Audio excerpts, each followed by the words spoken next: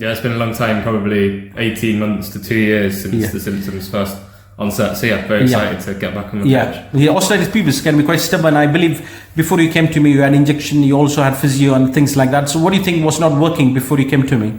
I think it was probably lack of somebody with specialist knowledge and expertise on the condition itself. I think I went to more generalist physios, and while I'm sure they're very helpful for generalist conditions, I didn't necessarily feel they had a real in-depth understanding of the condition itself and of the groin and the sort of, the exercise I'd need to do to get back to playing. So yeah, I think it's that specialist expertise. Yeah, and very bit skeptical. Obviously, it's a slow rehab. It can be. How did you find with the rehab journey? Because it's quite slow in your progression. How did you find mentally keeping up with that sort of progression over time? It's tough because I've been to a couple of other physios before, and I think I'd done programs for 3 to 6 weeks with each of them, and didn't necessarily feel like the symptoms were improving. But I think I was quite motivated once I found you, because I felt like that was a specialist in osteitis pubis. So I was actually, I'd taken 6 months out already. I was prepared to work hard, and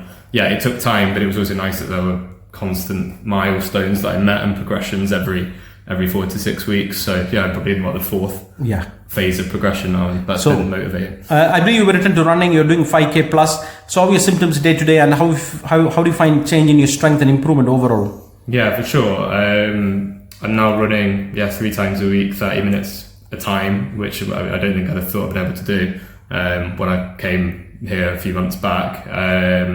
Obviously excited to going into more high intensity sprinting and cutting, but in terms of day to day, I'm not really feeling any pain, and I also know that my strength and my sort of adductors especially have massively improved over the last. So we are at the final stage. We're going to do some football specific drills, which I've given you for 6 weeks, and also more explosive stuff, and then we'll get you back to football. So are you really excited on getting back and joining with your mates and doing after such a long time? Yeah, very much. It's a big part of, I guess, my life. So it'd be nice to be back on the pitch and exercising at a proper intensity and getting back into it. So very much excited. So thank you. Yes. And finally, a lot of men suffer with this, and it can feel very hopeless, and they go around the blocks and feel like it's one of the things where there's no end in sight.